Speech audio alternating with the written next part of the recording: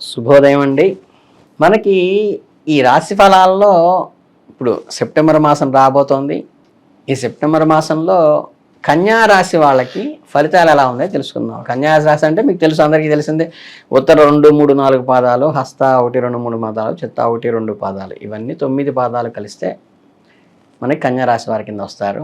ఈ కన్యా రాశి వారికి ఈ సెప్టెంబర్ మాసంలో గ్రహ సంచారాల విషయానికి వస్తే ఏంటంటే 3/2 అనుకూలంగా ఉంటుంది. 2/3 అనమాట. పనులు వేగవంతంగా కూడా అవుతాయి. ఖర్చులను సమర్థించుకునేట్లు ఆదాయాలు పెరుగుతాయి. మీకు బంధుమిత్ర వర్గం నుండి సహాయ సహకారాలు, కోఆపరేషన్ కూడా అందుతుంది. శుభకార్యాల యత్నం కూడా అనుకూలిస్తుంది. మీ మనోధైర్యాన్ని కూడా పెంచేటువంటి అవకాశం ఈ మాసంలో ఉంది. చురుకుగా మంచి తెలివిగా వ్యవహరిస్తారు. ఈ నెలలో కెరీర్ మంచి ఊపందుకుంటుంది.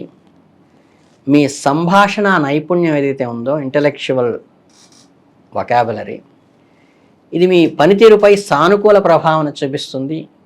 అలాగే ఈ పోటీ పరీక్షలు, కాంపిటేటివ్ ఎగ్జామ్స్ రాసేవాళ్ళకి కానీ, ఇంటర్వ్యూస్కి అటెండ్ అయ్యే వాళ్ళకి కానీ ఈ సమయం మంచి అనుకూలమైన విషయంగా చెప్పవచ్చు. విద్యార్థులకు కూడా ఈ నెల అనుకూలంగా ఉంటుంది. కష్టపడి చదివితే మంచి ఫలితాలు సాధిస్తారు. కొత్త ఆలోచనలు పుట్టుకొస్తాయి ఇన్నోవేటివ్గా. వాటిని సద్వినియోగం చేసుకుని వెంటనే గ్రాస్ప్ చేసి ఇంప్లిమెంట్ చేసుకుంటే మీకు బెనిఫిట్ అవుతుంది. ఈ సెప్టెంబర్ 4 తర్వాత ఏంటంటే కొంచెం నిరుత్సాహంగా ఉంటుంది. ఏకాగ్రత లోపించినట్లుగా కూడా అనిపిస్తూ ఉంటుంది. ఈ సమయంలో కొత్త ప్రాజెక్టులు ఏం ప్రారంభించకుండా ఇప్పటికే రన్నింగ్లో ఉండి మెయింటైన్ చేస్తున్న వాటి మీద దృష్టి పెట్టి డెవలప్ చేసుకోవడం మంచిది. కుటుంబ సభ్యుల సహకారం లభిస్తుంది. ఇంట్లో ఆహ్లాదకరమైన వాతావరణమే ఉంటుంది. కుటుంబ సభ్యులతో మీరు సమయం వెచ్చించేటువంటి అవకాశం కూడా నెలలో వస్తుంది. ముఖ్యమైన నిర్ణయాలు తీసుకునేటప్పుడు మాత్రం ఇన్నర్ సర్కిల్లో కుటుంబ సభ్యుల సలహా తీసుకోవటం మీకు చాలా అవసరం. ఇకపోతే సెప్టెంబరు 18 తర్వాత ఏంటంటే కుటుంబ సభ్యులతో కొన్ని చిన్నపాటి విభేదాలు సెప్టెంబర్ 18 తర్వాత వస్తాయి. వాటిని అన్నెసరీగా పెద్దవి చేసుకోకుండా కొంచెం సామరస్యంతో సంయమనం పాటిస్తే, లౌక్యం పాటిస్తే సరిపోతుంది. ఈ నెలలో వచ్చేసి ప్రేమ వ్యవహారాలు ఎవరైతే ఉంటాయో కొన్ని అప్ అండ్ డౌన్స్గా ఉంటాయి. Wave length. మీ మనసులో ఏమన్నా స్పష్టంగా చెప్పటము, క్లారిటీగా క్లియర్గా చెప్పండి. అపోహలకి, అనుమానాలకి ఎక్కడ తావివ్వకండి. కొన్నిసార్లు మీకు మీ ప్రేమైన వ్యక్తి ఒకరినొకరు అర్థం చేసుకోవడంలో ఇబ్బంది అయితే కలుగుతుంది. అలాంటప్పుడు ఓపికగా వ్యవహరించి మనసు విప్పి మాట్లాడుకుంటూ ఎదుటివారి మనసును అర్థం చేసుకుంటూ ముందుకెళ్తే ఈ నెలలో అవసరం. ఇక ఆదాయానికైతే ఏం లోటు ఉండదు. కొత్త ఆదాయ మార్గాలు కూడా వస్తాయి. పెట్టుబడులు కూడా లాభాన్ని ఇస్తాయి. అవితే ఆల్రెడీ ఎగ్జిస్టింగ్లో ఉన్నవే పెట్టుకోండి. అనవసరమైన ఖర్చులు పెరిగేటువంటి అవకాశం ఉంది. బడ్జెట్ వేసుకుని ఖర్చు చేయటం మంచిది. సెప్టెంబర్ 4 తర్వాత ఖర్చులు పెరిగే అవకాశం ఉంది కాబట్టి ఆర్థిక విషయాల్లో ఆచితూచి వ్యవహరించండి. ఆరోగ్యం బాగుంటుంది. మీ శక్తివంతంగా, ఉత్సాహంగా ఉంటారు. కొత్త వ్యాయామాలు ప్రారంభించండి. ఆరోగ్యకరమైన అలవాట్లను, వాకింగ్ని అలవాటు చేసుకుంటే కూడా ఈ నెలలో ప్రారంభిస్తే మంచిది. ఇక ఈ రాహు, కేతు ఛాయాగ్రహాల వల్ల ఏంటంటే చిన్నపాటి అనారోగ్యాల సమస్యలు తలెత్తవచ్చు.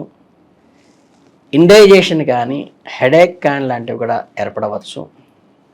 సరైన ఆహారము, నిద్ర, వ్యాయామం ద్వారా వీటిని నివారించుకోవడానికి మీరు ప్రయత్నిస్తే మంచిది. అలాగే ఈ మాసంలో అబ్డామిన్కి రిలేటెడ్గా ఏమన్నా ఇబ్బందికరమైన పరిస్థితులు వచ్చినప్పటికీ కూడా ఆహారంలో మార్పులు చేసుకోవడం ద్వారా దాన్ని అధిగమించి సమీకృత బ్యాలెన్స్డ్ డైట్ తీసుకోవడానికి ప్రయత్నించండి. ఇక ఈ నెలాఖరికి వచ్చినట్లయితే ఆడిట్లో కానీ, అకౌంటెంట్ రంగాల్లో పనిచేసే వాళ్ళకి ఒత్తిడి పెరుగుతుంది.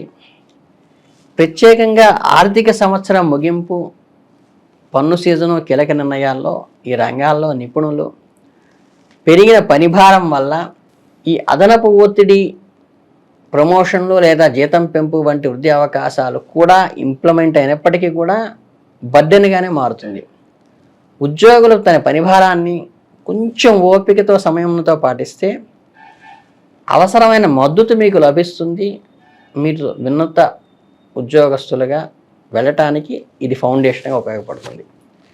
ఉద్యోగం కోసం చూస్తున్న వారికైతే కొత్త వారికి అవకాశాలు ఉంటాయి.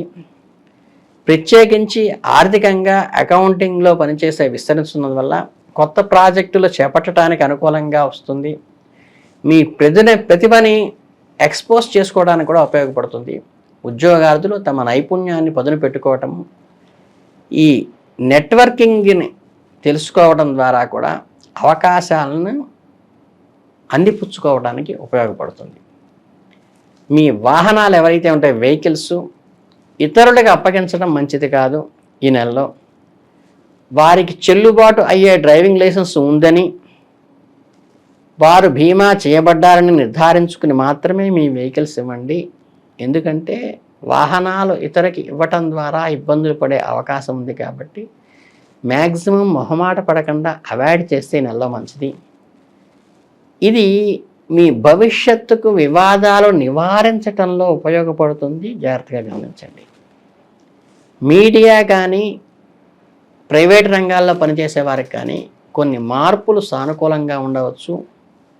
ఈ రంగాల్లో నిరంతరంగా అభివృద్ధి చెందుతున్నాయి కాబట్టి కొత్త సాంకేతిక మరియు పోకడలకు అనుగుణంగా దాన్ని అర్థం చేసుకుని మీ ఓల్డ్ థియరీని మార్చుకోండి.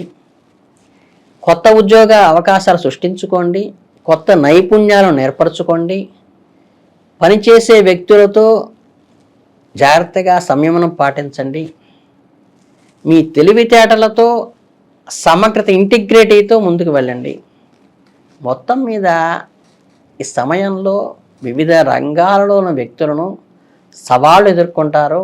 అవకాశాలతో కూడుకున్నప్పటికీ కూడా మన పరిస్థితిని అంచనా వేయటం, మనల్ని మనం సిద్ధం చేసుకోవటం, మన లక్ష్యాలను సాధించుకోవటం కోసం టెక్నాలజీని ఉపయోగించటం కోసం మాత్రం చాలా ముఖ్యమైన విషయం. ఇక నెలలో ఈ పరిహారాలకు వస్తే ఏంటంటే, మీరు కనుక శనివారం నాడు నల్ల చీమలతో ఏదైనా ఆహారం వేయటం కానీ శని ప్రభావంలో కలిగిన ఇబ్బందులను నివారించుకోవచ్చు. అలాగే హనుమంతుడికి కనుక మీకు తైలాభిషేకం చేసి మళ్ళీ రాయిని శుద్ధి చేసి అర్చన చేయటం ద్వారా కనుక మీకు ఈ శని దోష నివారించుకోవచ్చు.